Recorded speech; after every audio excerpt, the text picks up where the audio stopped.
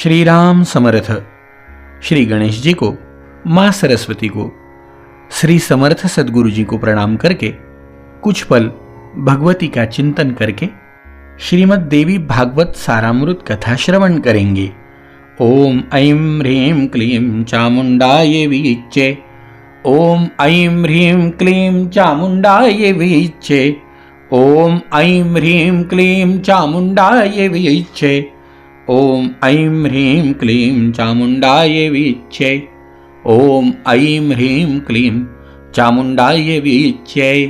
जगदम्बा माता की जय।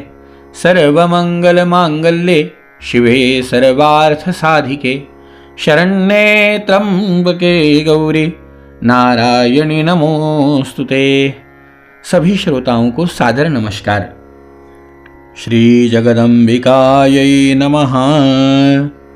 सूत कहने लगे, हे मुनियों, षडानंद जी अगस्त्य मुनि से कहने लगे कि जब प्रमुच ऋषि ने आग्रह किया कि हे राजा दुर्दम, आप मेरी कन्या का स्वीकार करिए, मुनि का यह वचन सुनकर राजा दुर्दम चिंतन करते हुए चुप हो गए और मुनि उनके वैवाहिक अनुष्ठान की तैयारी में जुट गए। इसके बाद विवाह कार्य के लिए मुनि को अपने पिता को तत्पर देखकर रेवती ने कहा, हे तात, आप मेरा विवाह रेवती नक्षत्र में ही संपन्न कराए। ऋषि बोले, वत्से, विवाह के योग्य अन्य बहुत से नक्षत्र है, रेवती नक्षत्र में विवाह कैसे होगा, क्योंकि रेवती तो आकाश में स्थित है ही नहीं। कन्या बोली, रेवती नक्षत्र के अतिरिक्त अन्य कोई भी नक्षत्र मेरे विवाह के लिए उचित नहीं है, अतः मैं प्रार्थना करती हूं कि आप मेरा विवाह रेवती नक्षत्र में ही करें। ऋषि कहने लगे, पूर्व काल में मुनि ऋत्वाक ने रेवती नक्षत्र को पृथ्वी पर गिरा दिया था। इस प्रकार अन्य नक्षत्र में यदि तुम्हारी श्रद्धा नहीं है तब तुम्हारा विवाह कैसे होगा। कन्या बोली, तपः किं तप्तवानेक ऋतवागेव केवलम। तात, क्या केवल एक ऋत्वाक ने ही तपश्चर्या की है? क्या आपने मन वचन कर्म से ऐसी तपस साधना नहीं की है क्या? हे पिताजी, आपके तपोबल को जानती हूं, आप जगत की सृष्टि करने में समर्थ है, अतः आप अपने तप के प्रभाव से रेवती को पुनः आकाश में स्थापित करके उसी नक्षत्र में मेरा विवाह कीजिए। ऋषि बोले, एवं भवतु भद्रन्ते यथैव त्वं ब्रवीषि माम्। तुम्हारा कल्याण हो, तुम जैसा मुझसे कह रही हो वैसा ही होगा। तुम्हारे हितार्थ मैं आज ही रेवती नक्षत्र को सोम मार्ग यानी नक्षत्र मंडल में स्थापित करता हूं। षडानंद जी अगस्त्य मुनि को बोले, हे अगस्त्य जी, ऐसा कहकर मुनि ने अपने तपोबल से शीघ्र ही पूर्व की भांति रेवती नक्षत्र को फिर से नक्षत्र मंडल में स्थापित कर दिया। तदनंतर मुनि प्रमुच ने रेवती नक्षत्र में वैवाहिक विधि के अनुसार महात्मा राजा दुर्दम को वह रेवती कन्या सौंप दी। इस प्रकार कन्या का विवाह कर देने के उपरांत मुनि ने राजा से कहा, हे वीर, तुम्हारी क्या अभिलाषा है, मुझे बताओ, मैं उसे पूरी करूंगा। राजा कहने लगे, हे मुने, मैं स्वयंभू मनु के वंश में उत्पन्न हुआ हूं, अतः मैं यही कामना करता हूं कि मुझे मन्वंतराधिपति पुत्र की प्राप्ति हो। मुनि कहने लगे, यदि आपकी यह अभिलाषा है तो आप देवी भगवती की आराधना कीजिए। ऐसा करने पर आपका पुत्र मनु अवश्य ही मन्वंतराधिपति होगा। श्रीमद्देवी भागवत देवी भागवतम नाम पुराणम यत्तु पंचमम। जो पंचम पुराण के रूप में विख्यात है श्रीमद् देवी भागवत, उसका 5 बार श्रवण करने के उपरांत आपको मनोवांछित पुत्र प्राप्त हो जाएगा।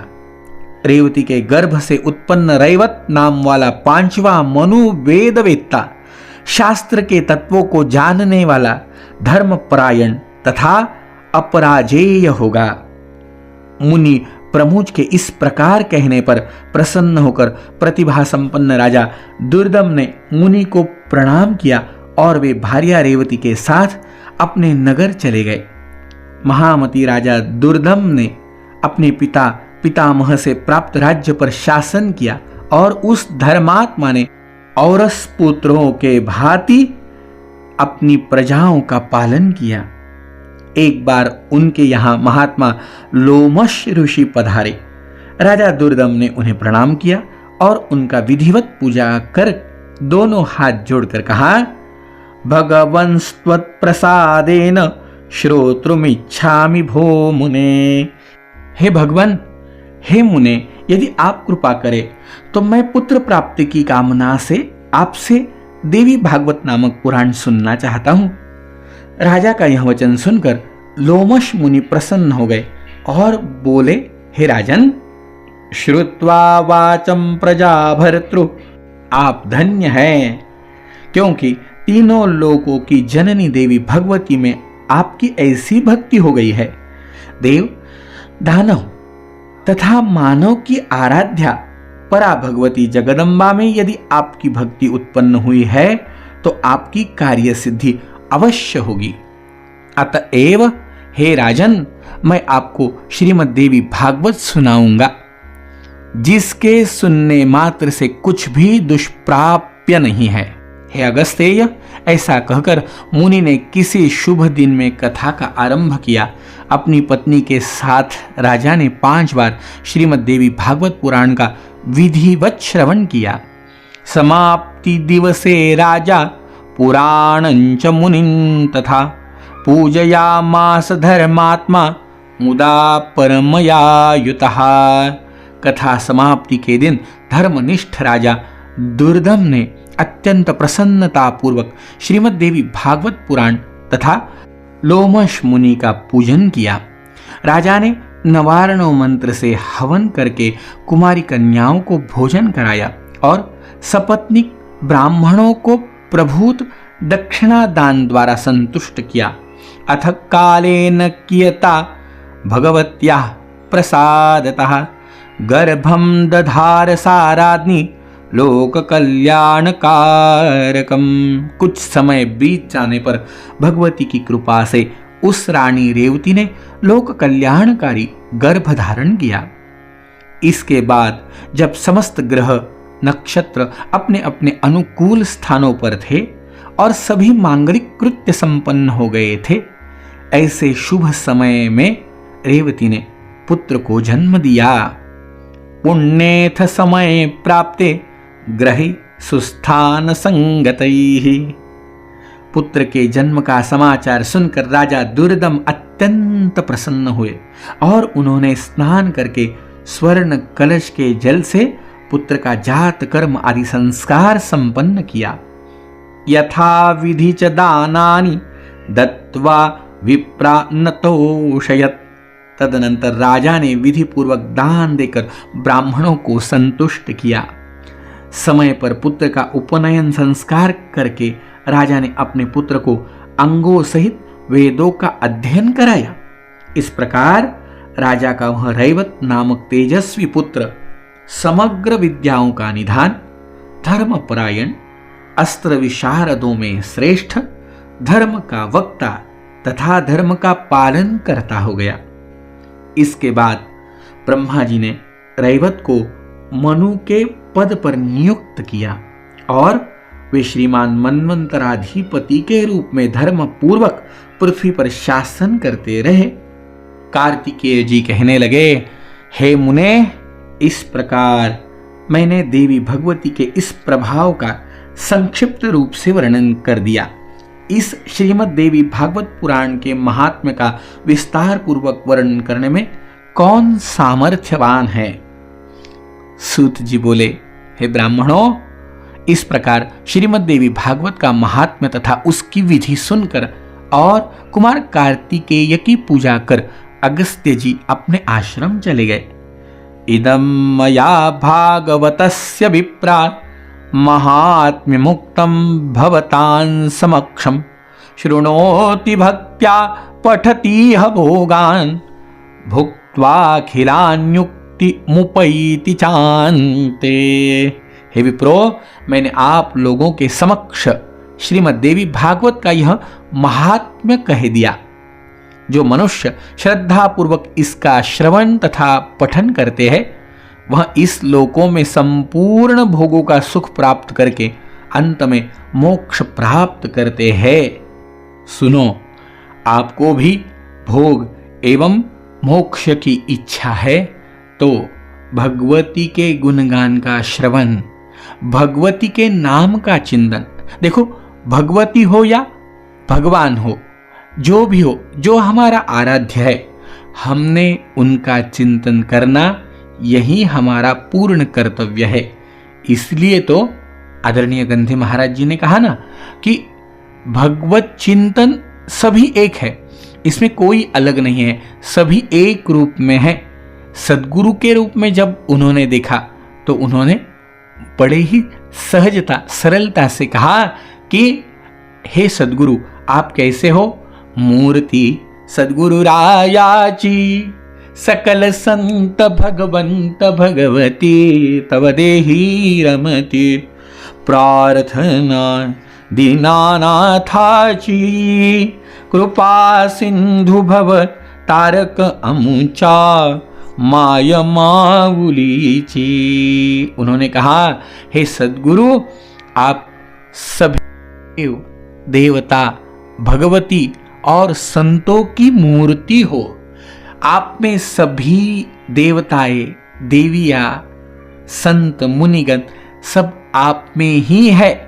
बस हमारी प्रार्थना स्वीकृत कर लीजिए और हमारे पे कृपा बरसाए।